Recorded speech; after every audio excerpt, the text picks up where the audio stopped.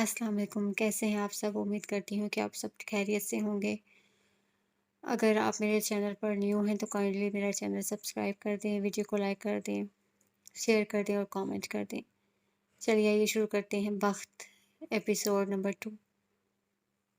نگین کو ہسپتال لایا جا چکا تھا، لیکن ڈاکٹر نے ان کو دیکھتے ہی کہہ دیا تھا اگر آپ تھوڑی دیر پہلے آ جاتے تو شاید کچھ ہو سکتا تھا۔ جو دو عورتیں ان کے ساتھ تھیں وہ اب حسینہ بیگم کو سنبھال رہی تھیں۔ معراج سلطان کو ڈرائیور نے کال کر دی تھی۔ کون کون آیا نگین اور ان کو کب گھر لایا گیا ان کو کچھ یاد نہیں تھا۔ مہر ماں کہاں ہے، حالے کیوں رو رہی ہے، ان کو کچھ پتہ نہیں تھا۔ وہ ذہنی طور پہ اب بھی اسی سرد سی ایمبولینس میں نگین سلطان کو بولتے ہوئے سن رہی تھیں۔ نگین کو گئے 10 روز ہو چکے تھے۔ یوسف سلطان آج واپس آئے تھے۔ بیٹی کے غم نے ان کو توڑ کے رکھ دیا تھا۔ ان کو دورے پڑنے لگے تھے۔ نشہ آور ادویات کے زیر اثر جب تک رہتے تب تک نارمل رہتے تھے، لیکن جیسے ہی ہوش میں آتے نگین میری بیٹی میری بچی چلاتے رہتے۔ ہر آنے جانے والے سے پوچھتے کیا تم نے میری بیٹی کو دیکھا ہے، میری نگین کو دیکھا ہے، کوئی اسے لا دو، کوئی میری بچی کو لا دو۔ کھانا پینا ترک کر دیا تھا۔ جب بھی کوئی کہتا یا سمجھاتا کہ نگین نہیں رہی تو ہذیانی انداز میں چیخنے لگتے، تم سب جھوٹے ہو، وہ کیسے مر سکتی ہے، میں نے اس کی لاش نہیں دیکھی، میں نے اسے دفنایا نہیں ہے، وہ نہیں مر سکتی، تم سب کے سب اس وحاج کے ساتھ ملے ہوئے ہو، اسی نے میری بیٹی کو مجھ سے دور کیا ہے، اللہ غارت کرے اس کو، اللہ برباد کرے اس کو، میری بچی کو کھا گیا، اللہ اس کو چین نصیب نہ کرے، اللہ اس پہ یہ زمین تنگ کر دے۔ اسی طرح چیختے چلاتے بے ہوش ہو جاتے۔ معراج اور شمس سلطان بھی غم سے چور تھے، لیکن ان کو بہادر بننا تھا، ان کو حوصلہ رکھنا تھا۔ وہ رو نہیں سکتے تھے، نہ بابا کی طرح بد دعا دے کے اپنا دل ہلکا کر سکتے تھے۔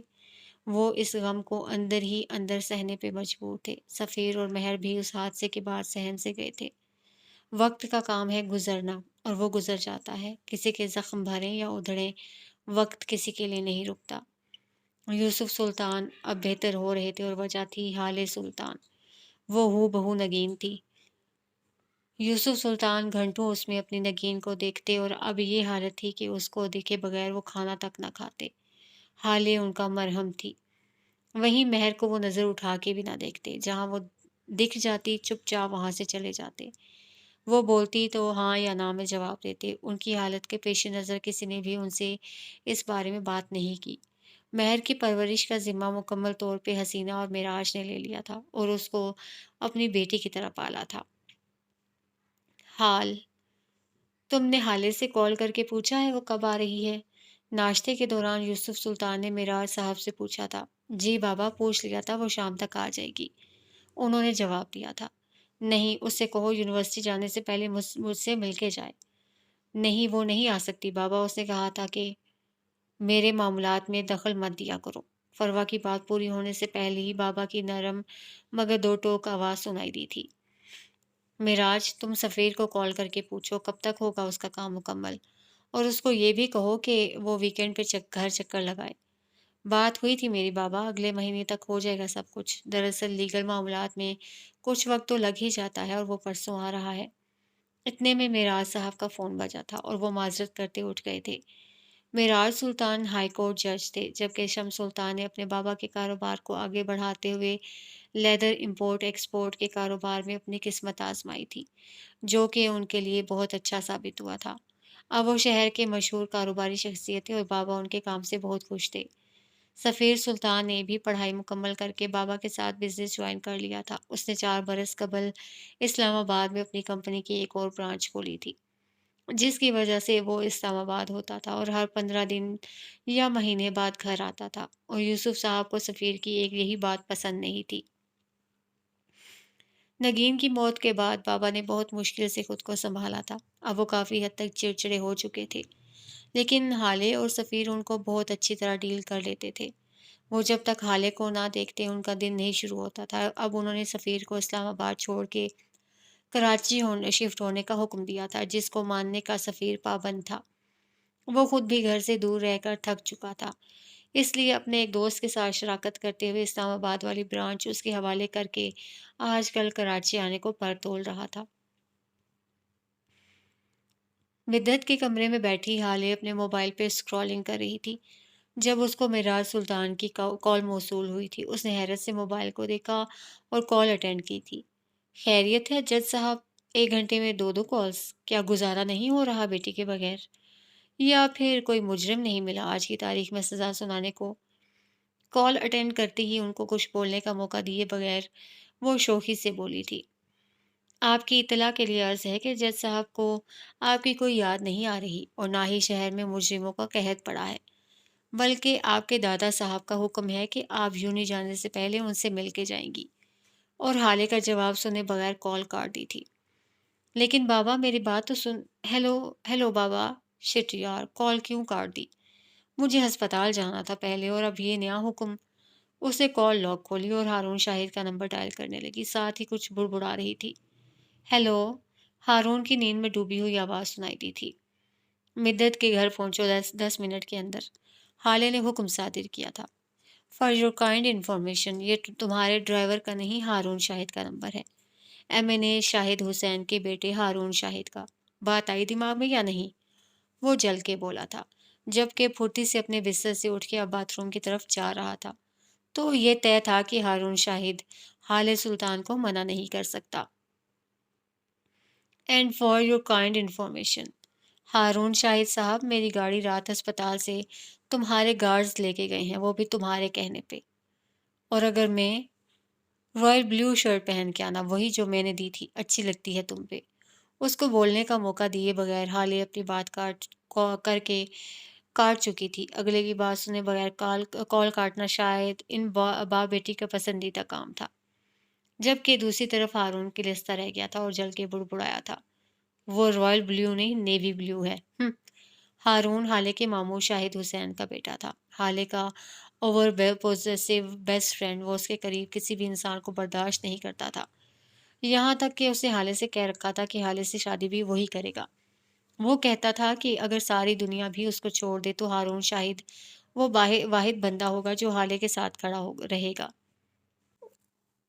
اس کی اور حالے کی عمر میں 3 سال کا فرق تھا، لیکن حالے اس کو برابر خوار کرواتی تھی۔ ہارون کی ماں نے معراج سلطان اور حسینہ بیگم سے ہارون کی خواہش پہ اس کے اور حالے کے رشتے کی بات کر رکھی تھی، جس کے جواب میں انہوں نے حالے کی پڑھائی ختم ہونے تک کا وقت مانگ رکھا تھا۔ البتہ انہوں نے کہیں اور رشتہ نہ کرنے کی یقین دہانی ضرور کروا دی تھی۔ حالے اور ہارون اس بات سے واقف تھے، لیکن ان دونوں کے درمیان ایسی کوئی بات فی الحال نہیں ہوئی تھی۔ 15 منٹ بعد جب حالے گیٹ سے باہر نکلی تو اس کو ہارون گاڑی کے ساتھ ٹیک لگائے کھڑا نظر آیا تھا۔ اس کی آنکھیں اب بھی سرخ تھیں، شاید اس کی نیند پوری نہیں ہوئی تھی۔ اس نے وہی بلیو شرٹ پہن رکھی تھی اور اس کے نیچے نیلی جینس پر پرکشش نقوش، ہلکا سانولا رنگ، کسرتی بدن اور سرمئی آنکھوں والا ہارون شاہد کافی اچھا دکھتا تھا۔ اس کا حلیہ لاپرواہ سا تھا، جبکہ حالے نے اس کے برعکس سیاہ لمبی قمیض کے ساتھ سیاہی پاجامہ پہن رکھا تھا اور گلابی دوپٹہ کندھے پہ جھول رہا تھا۔ ہلکا میک اپ، کھلے ہوئے بال، اس کا حلیہ کہیں سے بھی لاپرواہ نہیں تھا۔ حالے کا رنگ گورا تھا، بے تحاشا گورا، بڑی بڑی سیاہ آنکھیں، کٹاؤ دار ہونٹ اور کمر سے تھوڑا اوپر تک آتے سیدھے بھورے بال۔ وہ حسین تھی، بے تحاشا حسین، بالکل نگین کی طرح۔ وہ ہو بہو نگین سلطان کی کاپی تھی۔ پہلی بار دیکھنے والے اس کو نگین ہی کی بیٹی سمجھتے تھے۔ ہارون غصے سے اس کو گھور رہا تھا۔ حالے نے قریب پہنچ کے اس کے پیٹ پہ زور سے مکہ مارا تھا۔ وہ بلبلا کے رہ گیا تھا۔ یہ کیا کیا ظالم؟ وہ چلایا تھا۔ رات مجھ پہ غصہ کرنے اور ابھی لیٹ آنے کا انعام، حالے سکون سے بولی تھی۔ دیکھ لوں گا میں تمہیں حالے۔ ہاں تو دیکھو، کس نے منع کیا ہے؟ وہ جلتا بھونتا گاڑی میں آ کے بیٹھا تھا اور 20 منٹ بعد حالے کے ساتھ اس کے گھر میں داخل ہوا تھا۔ حالے جلدی سے دادا کے کمرے کی طرف بڑھ گئی تھی۔ یوسف صاحب اسے دیکھ کے جیسے کھل اٹھے تھے۔ دادا کی جان آ گئی میری بیٹی؟ ان کا لہجہ محبت سے چور تھا۔ دادا، یہ کیا بلیک میلنگ سٹارٹ کر دی ہے آپ نے؟ پتہ ہے کس طرح بھاگی بھاگی پہنچی ہوں میں؟ وہ خفا خفا سی بولی تھی، جبکہ اس کے اس طرح خفا ہونے پہ بھی دادا جان کھل کے مسکرا دیے تھے۔ میرا بچہ، دادا نے اپنے بازو وا کیے تھے۔ نگین بھی بالکل اسی طرح خفا ہوتی تھی۔ حالے کے ساتھ بات کرتے ہوئے ان کی ہر دوسری بات نگین پہ ختم ہوتی تھی۔ وہ ہلکا سا مسکراتے ہوئے ان کے سینے سے لگی تھی۔ پھر تھوڑی دیر تک وہ دونوں باتیں کرتے رہے تھے۔ اس کے بعد ہارون کے ساتھ یونیورسٹی کے لیے روانہ ہو چکی تھی۔ 2 بجے وہ وہاں سے فارغ ہونے کے بعد ہارون اس کو پک کرنے آ گیا تھا۔ تم کیوں آ گئے؟ میری کار بھجوا دیتے۔ سیٹ بیلٹ لگاتی حالے نے اس سے پوچھا تھا۔ اگر تمہیں لگتا ہے اس گنڈے کے پاس میں تمہیں اکیلے جانے دیتا تو تم غلط ہو کزن صاحبہ، وہ تپانے والی مسکراہٹ کے ساتھ بولا تھا۔ کیوں؟ تم میرے بھائی ہو یا باپ؟ دونوں نہیں، البتہ مستقبل کا شوہر ضرور ہو سکتا ہوں، وہ سکون سے بولا تھا۔ دل کو کے بہلانے کو غالب خیال اچھا ہے۔ اتنے میں حالے کو مدحت کی کال آ گئی تھی تو ہارون چپ ہو گیا تھا۔ جانتا تھا اب یہ کال ہسپتال پہنچنے کے بعد ہی بند ہوگی۔ ہسپتال پہنچ کے حالے نے کال ڈسکنیکٹ کی تھی اور گاڑی سے اتر گئی تھی۔ ICU کے باہر وہ دروازے کے بیچ میں کھڑا ہو چکا تھا۔ اب کیا ہے؟ حالے بری طرح جھنجھلائی تھی۔ حالے، یہ پہلی اور آخری بار ہے، آج کے بعد میں تمہیں یہاں نہ دیکھوں۔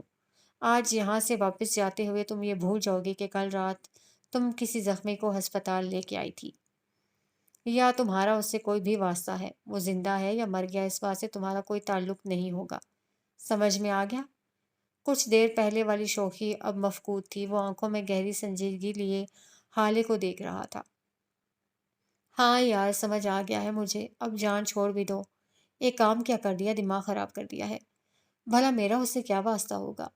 وہ جب اندر داخل ہوئی ڈاکٹر اس کا چیک اپ کر رہے تھے۔ اس کو دیکھتے ہی تنزیہ مسکراتے ہوئے کہنے لگے، ویلکم میڈم، ویلکم۔ رات آپ اپنے شوہر کو اس حالت میں چھوڑ کے چلی گئیں۔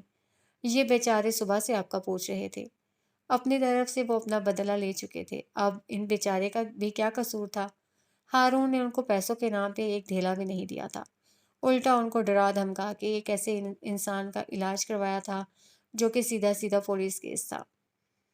ڈاکٹر صاحب آپ جا سکتے ہیں، ہارون چبا چبا کے بولا تھا۔ ڈاکٹر کھسیانی سی ہنسی ہنستا وہاں سے جا چکا تھا۔ حالے نے ہارون کو ایک نظر دیکھا تھا، وہ اس کا اشارہ سمجھ چکا تھا۔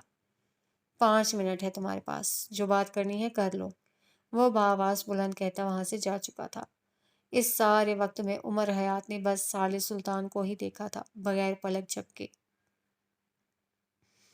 ہسپتال کے بیڈ گراؤنڈ سے ٹیک لگائے بیٹھا نوجوان 27 یا 28 برس کا تھا۔ اس کی آنکھیں سیاہ تھیں، ذہین چمکتی ہوئی، کثرتی جسم، ماتھے پہ بکھرے سیاہ بال، چہرے پہ سنجیدگی۔ وہ کافی دراز قد بھی تھا۔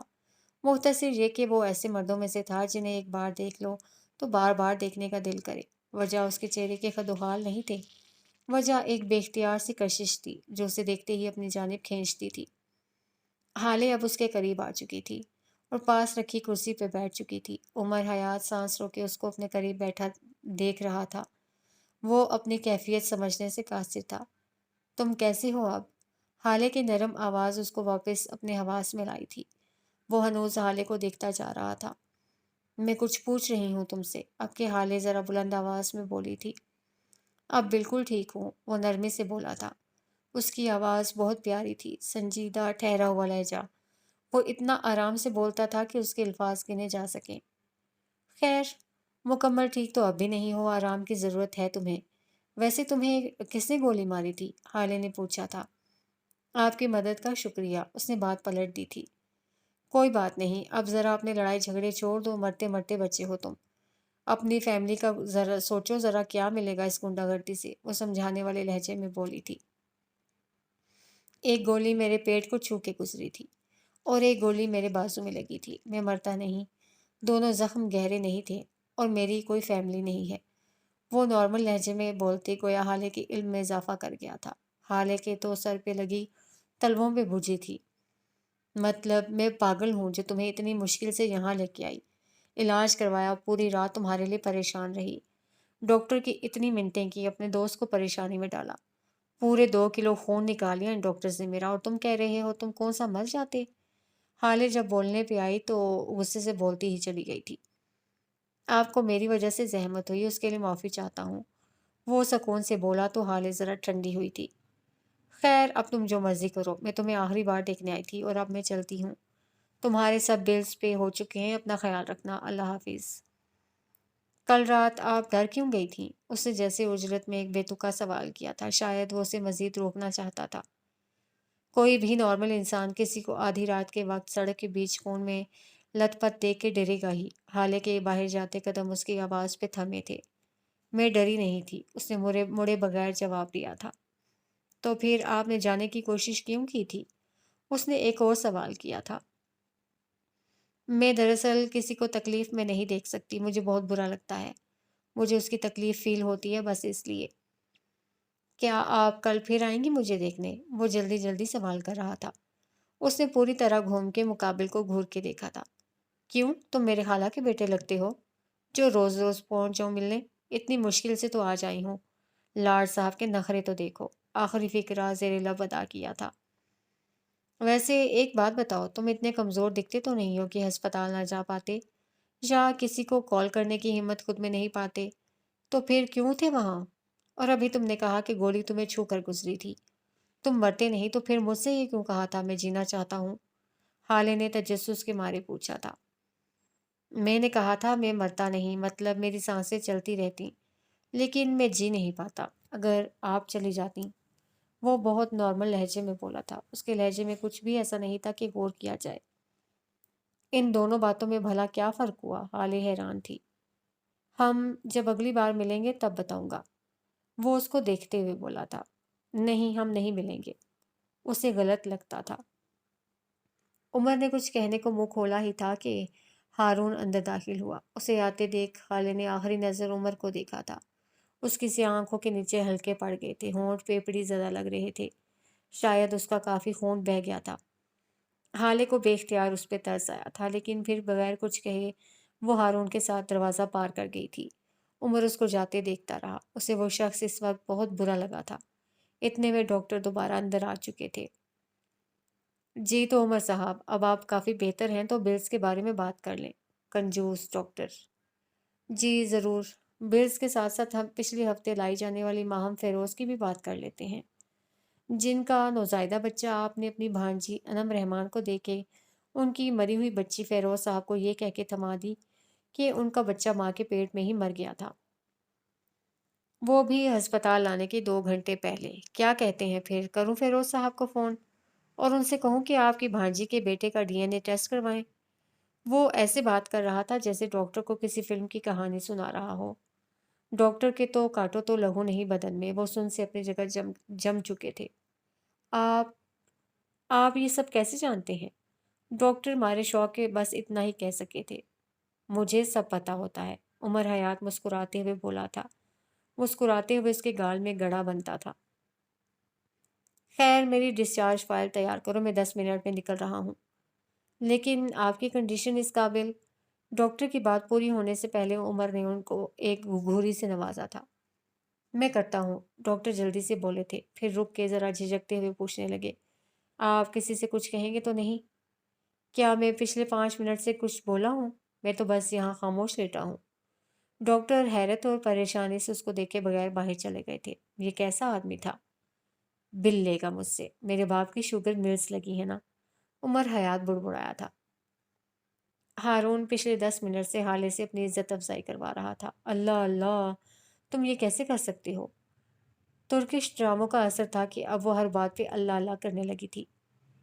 तुमने मेरी इज्जत दो कौड़ी की कर दी। अगर तुमने बिल नहीं दिया था तो मुझे बता देते, मैं पे करती।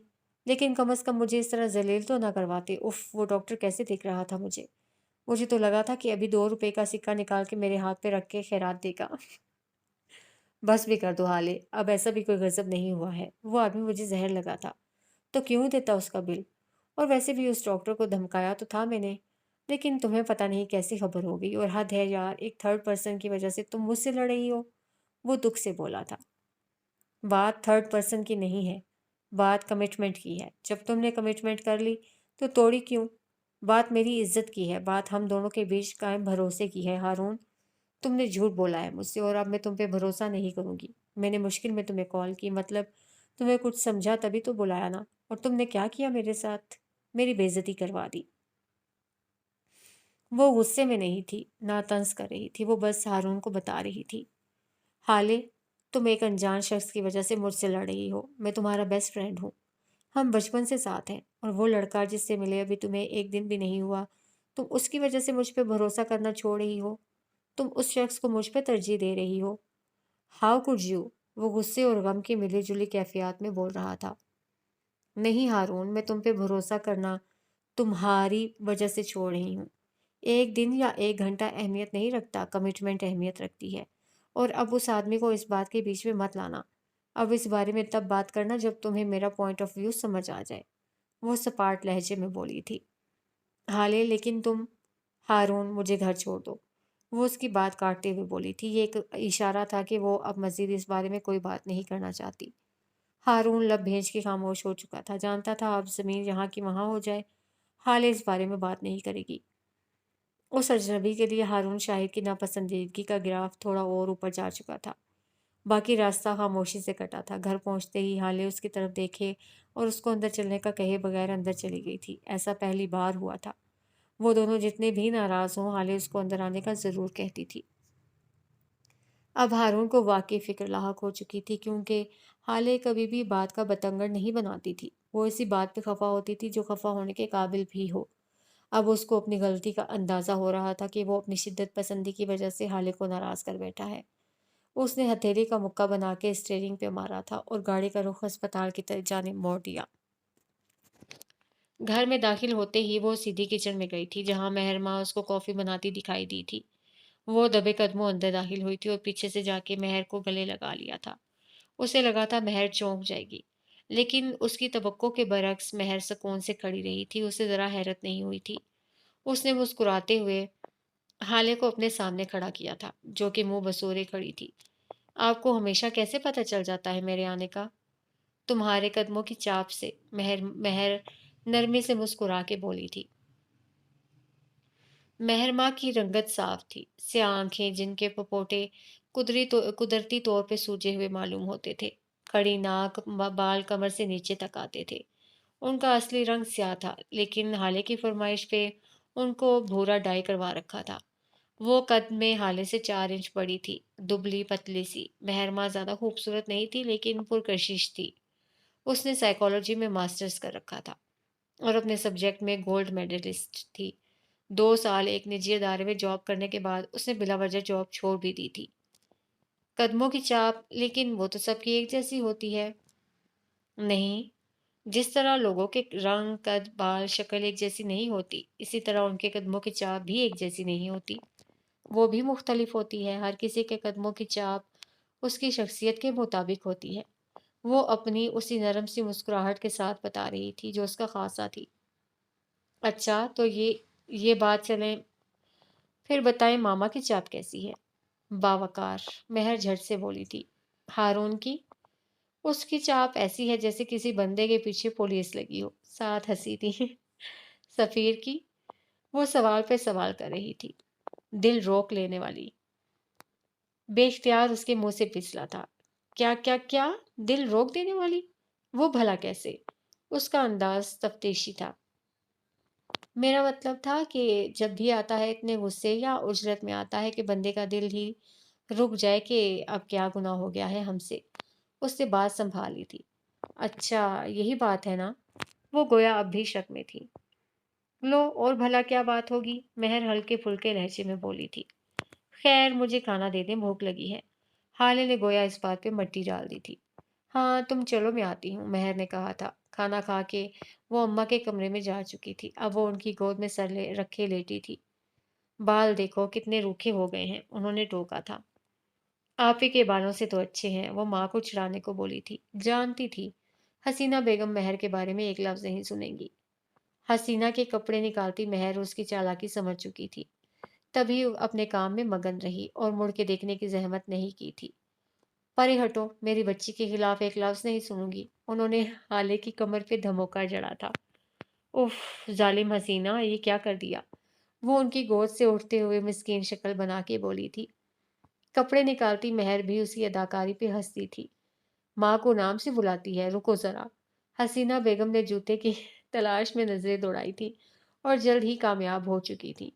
ان کا ارادہ سمجھتی حالے جھپاٹ سے کمرے سے باہر بھاگ چکی تھی اور حسینہ بیگم کا فلائنگ چپل کمرے کے اندر آتے ہوئے حسن سلطان کے سینے پہ آ کے لگا تھا۔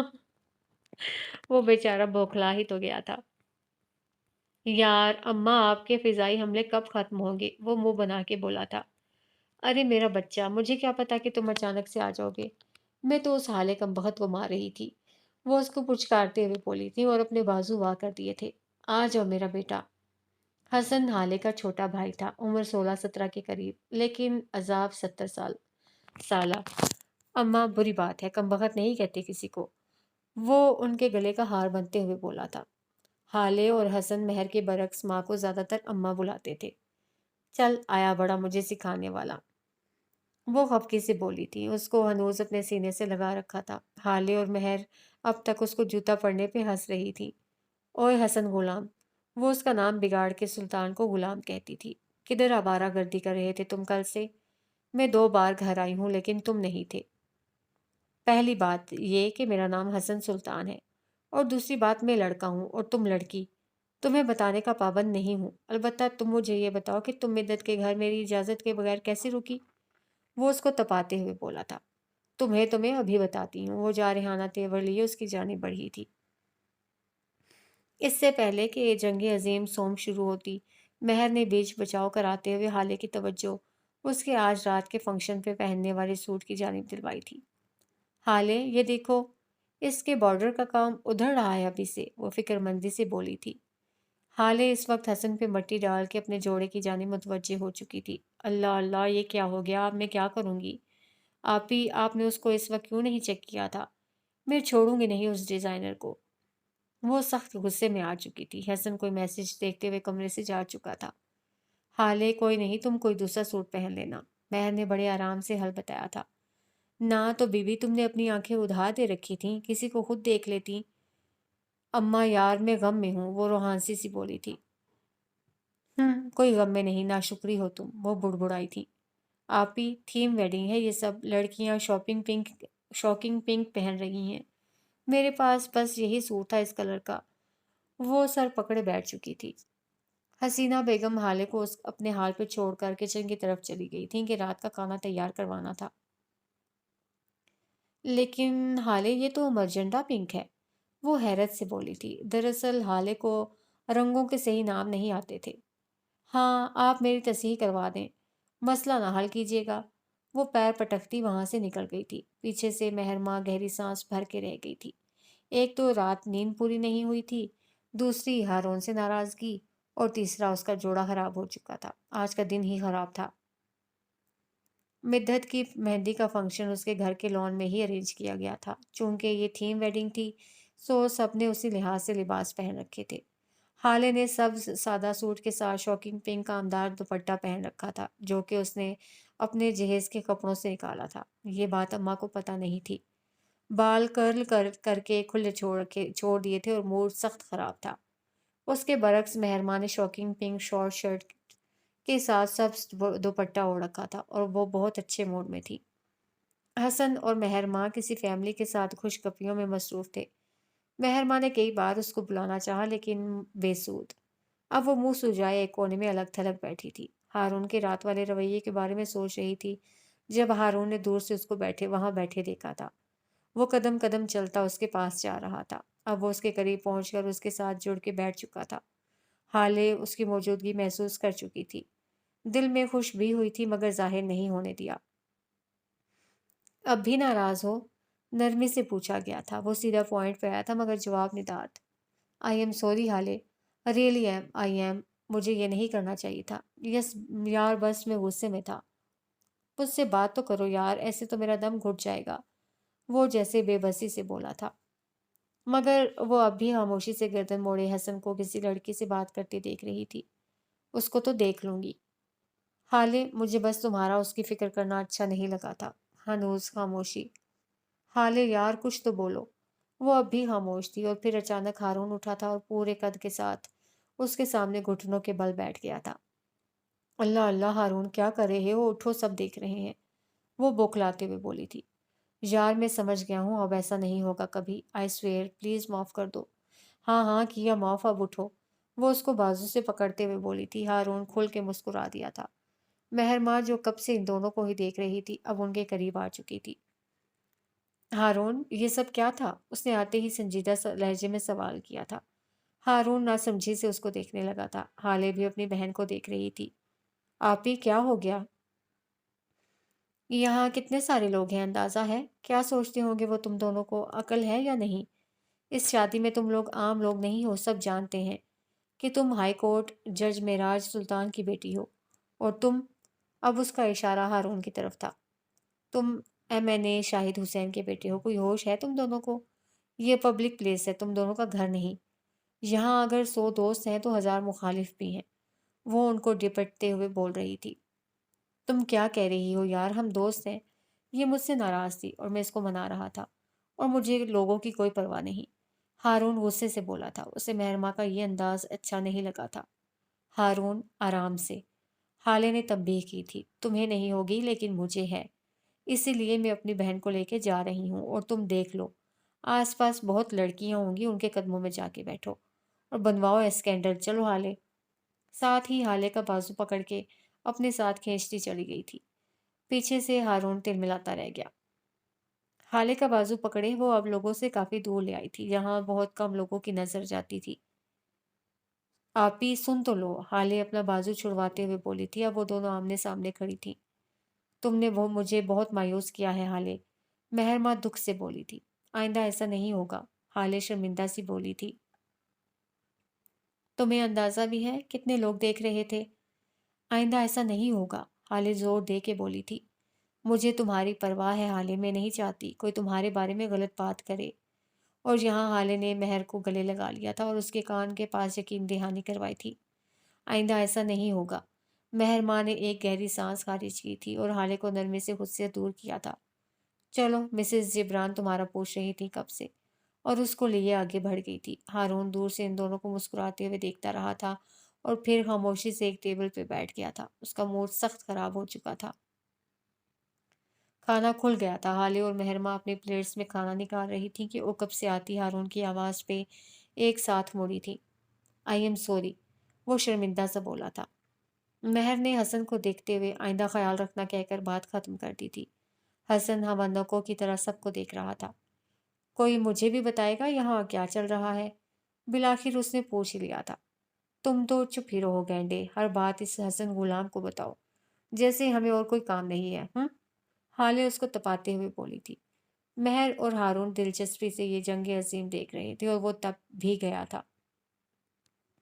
تم تو جیسے ملکہ ہو نہ کہیں کی، گینڈا میں ہوں تو تم کیا ہو، ذرا پلیٹ دیکھو اپنی۔ تمہیں تو بیٹا میں دیکھ لوں گی۔ یہ سارے گر تم اس پر کٹی کبوتری سے سیکھ کے آئے ہو نا، جس سے ابھی بات کر رہے تھے۔ آپی، آپ دیکھ رہی ہیں نا اس کو میری دوست کے بارے میں کیسے بات کر رہی ہے؟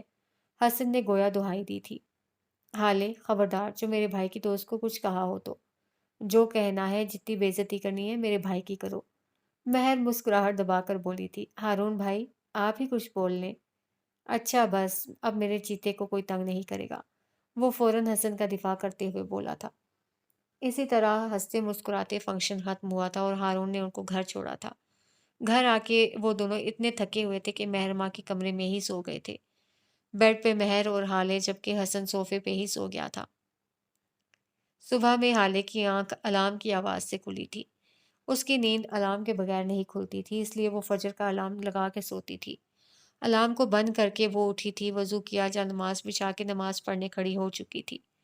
نماز پڑھ کے اس نے مہر کو جگایا تھا اور اب مہر نماز پڑھ رہی تھی، جبکہ حالے حسن کو اٹھانے لگی تھی، جو کہ گدھے گھوڑے بیچ کے سو رہا تھا۔ حسن کو اٹھا کے وہ لان میں چہل قدمی کے لیے آئی تھی کہ چوکیدار کو مین گیٹ کھولتے دیکھا۔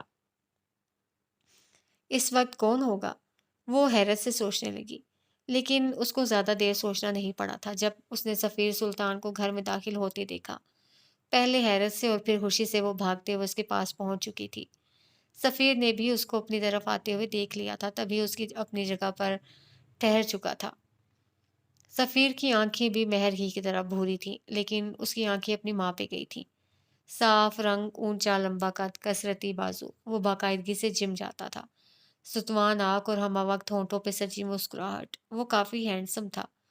وہ اس کے قریب پہنچ چکی تھی اور اب اس کی سانس پھول چکی تھی کیونکہ وہ اسے کافی دور کھڑا تھا۔ السلام علیکم، کیسے ہیں آپ؟ وہ پوری سانسوں کے درمیان بمشکل بولتی اس کے بالکل سامنے کھڑی تھی۔ وہ حالے سے کافی زیادہ فرینک تھا، حالے کا فیورٹ کزن اور ہارون شاہد کا جانی دشمن۔ وعلیکم السلام، میں ٹھیک ہوں، تم سناؤ؟ वो बदिक्कत बोल पाया था और हाले के चेहरे से नजर हटाई। मैं भी बिल्कुल फिट, वो चहकते हुए बोली थी। सफीर को देख के वो बहुत खुश हो जाती थी। आप तो कल आने वाले थे ना? वो पूछ रही थी। अगर कल आता तो क्या तुम्हारा इतना सरप्राइज्ड चेहरा देख सकता था? और अगर ये चेहरा देखना था तो आज तो आना बनता था। वो हल्की सी मुस्कुराहट के साथ बता रहा था। तो आप मेरे लिए आए हैं? कोई शक? उसने हाले की आंखों में देख के पूछा था। नहीं, बिल्कुल नहीं, वो मुस्कुरा कर बोली थी। कुछ बना दोगी? खाने को भूख से मर रहा हूँ। अंदर दाखिल होते ही सफीर उससे बोला था। शाला जीवें। वो दिल ही दिल में उसके लिए दुआ कर गई थी। वो जब खुश होती थी या दुखी तो अपनी मादरी जुबान सराइकी खुद ब खुद उसके मुंह से निकलती थी। क्या हो गया हाले? वो उसकी आंखों के आगे हाथ लहराता उसको अपने हवासों में वापस लाया था। जी मैं बनाती हूँ, आप मुंह हाथ धो लें। वो जल्दी जल्दी बोली थी। मैं आता हूँ 5 मिनट में। वो ये कह के जा चुका था। लेकिन हाले को उसके कलोन की खुशबू अब भी महसूस हो रही थी, अपने आसपास बेहद करीब। हाले ने जल्दी जल्दी चाय का पानी रखा कि सफ़ीर चाय का दीवाना था। उसे हर घंटे ये मशरूब दरकार था। फ्रिज से आटा निकाल के पेड़े बनाने लगी थी। उसके बाद 3 अंडे लिए और उनको फेंटने लगी थी। सफ़ीर मिनट बाद बाहर आया था। वो शायद नहा कर आया था, क्योंकि गीले बाल माथे पे गिरे पड़े थे। हाले ने तकरीबन सब कुछ बना लिया था। उसे खाना बनाना नहीं आता था, लेकिन कुछ चीज़ें वो बना ही लेती थी। अब वो किचन की तरफ आ रहा था। उसके कदमों की चाप खामोशी में इर्तौश पैदा कर रही थी। महर सही कहती थी। उसकी चाप दिल रोक देती है, हाले ने एतराफ़ किया था। वाह यार कज़न, तुम तो बहुत तेज़ हो। वो हशाश बशाश सा बोला था। बस देख लें कितनी टैलेंटेड हूँ मैं। हाँ भई, मान गया मैं। वैसे सब लोग उठे क्यों नहीं अब तक? उसने पराठे का निवाला लेते हुए पूछा था। असल में बाबा आउट ऑफ सिटी हैं, चचा 10 बजे उठते हैं। अम्मा इस वक्त अपनी तस्वीर में मसरूफ़ होंगी। महर तिलावत कर रही होंगी और हसन सो रहा है। उसकी आजकल छुट्टियां चल रही हैं। खाले ने तफसील से बताया था। और मम्मी, उनको भूल गई तुम? वो हल्की सी मुस्कुराहट के साथ पूछ रहा था। असल में हम दोनों के मुज़ाकरात कामयाब नहीं हुए तो हमारी सुलह नहीं हो सकी। इसीलिए हम दोनों एक दूसरे की सरहदों से दूर रहते हैं। लिहाजा मैं उनके मामलात के बारे में कतई ला इल्म हूँ।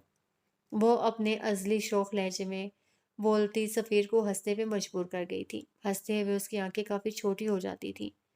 सफ़ीर जब भी आता था अपनी अम्मी और हाले के दरमियान इख्तलाफात को ख़त्म करने की पूरी कोशिश करता, लेकिन नतीजा वही ढाक के 3 पात। लेकिन मेरे हिसाब से तो दुश्मन की हर चाल पे नज़र होनी चाहिए। कब क्या कर जाए क्या पता। अरे छोड़ें, ये बूढ़े दुश्मन हमारा क्या बिगाड़ लेंगे। वो हाथ झाड़ते हुए बोली थी। मुझे लगता है दुश्मन को कमज़ोर नहीं समझना चाहिए, ना ही उस पे बूढ़ा या जवान समझकर तरस खाना चाहिए। अगर दुश्मन खामोश है तो उस खामोशी को तूफान का पेशे खैमा समझना चाहिए, ना कि उसकी। अच्छा बस भाई, आप तो बात को कहाँ से कहाँ ले गए। वो उसकी बात काट कर बोली थी। मैं तो समझा रहा था तुम्हें। ये बीवी नहीं समझने की मेरा बच्चा। वो कब से आती फरवा बेगम की आवाज़ पे दोनों ने पीछे मुड़ के देखा था। सफ़ीर ने माँ के करीब जाके उनको सीने से लगा लिया था और उनके बालों पे लब रख दिए थे। मेरी प्यारी अम्मी, वो मोहब्बत से बोला था। लेकिन अम्मी की तरफ से कोई पेशकदमी ना देख उसका शक यकीन में बदल चुका था कि वो नाराज़ हो चुकी हैं। माँ बाप से मिले नहीं और खड़े हो गए इससे बातें बिगाड़ने। वो खफगी से बोली थी। मम्मी, आप सब सो रहे थे और हाले बाहर लॉन में ही थी तो सलाम कर लिया, और मुझे भूख लगी थी इसने मुझे नाश्ता भी बना के दिया। वो नरम से लहजे में बोल रहा था। हाँ तो क्या सारी उम्र सोते रहते? सलाम कर लिया था तो चले जाते अपने कमरे में।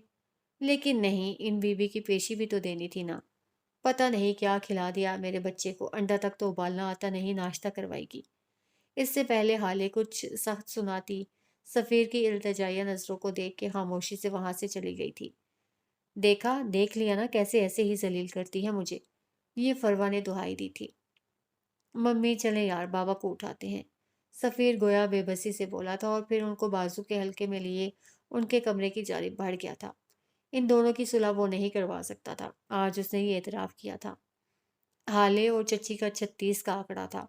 ये बात पूरा घर जानता था। उसको चच्ची को तपा के गोया सुकून मिलता था। लेकिन वो कभी बदतमीजी नहीं करती थी, हमेशा मीठी छुरी बनी रहती। जब चच्ची गुस्से से सुर्ख हो जाती تب ہالے کے دل پہ جیسے ٹھنڈی پھوار سی پڑ جاتی۔ لیکن اسے چچی سے محبت بھی بہت زیادہ تھی۔ ابھی پچھلے مہینے جب ان کو نمونیا ہوا تھا تو ہالے 3 دن تک ان کے کمرے میں سوئی تھی اور پوری پوری رات جا کے چچی کی خدمت کی تھی۔ لیکن جو ہی ان کی طبیعت بہتر ہوئی، ہالے اور ان کی جنگ دوبارہ شروع ہو چکی تھی۔ یہ گولہ باری البتہ اس وقت تک ہوتی تھی جب یوسف سلطان کمرے میں ہوتے یا کہیں باہر گئے ہوتے۔ ان کے سامنے کسی کی مجال جو ہالے کو کچھ کہہ دے۔ جتنا وہ ہالے سے خار کھاتی تھیں، اتنی ہی محبت ان کو مہر ماں سے تھی۔ وہ ان کی آنکھوں کا تارا تھی۔ وہ اس سے اتنی محبت سے بات کرتی ہیں، اس کی پسند ناپسند کا اتنا خیال کرتی ہیں کہ حالے کا دل بے ہوش ہونے کو چاہتا۔ وہ شاپنگ کرنے جاتی ہیں تو مہر کو ساتھ لے جاتی، پارلر جاتی ہیں تو مہر ان کا سایہ بنی رہتی، حتیٰ کہ اپنی کٹی پارٹیز میں بھی وہ مہر کو ساتھ رکھتی ہیں اور مہر بھی بغیر کسی چور چرا کے ان کا ہر حکم بجا لاتی۔ شاید وہ اسی لیے فروا کی فیورٹ تھی۔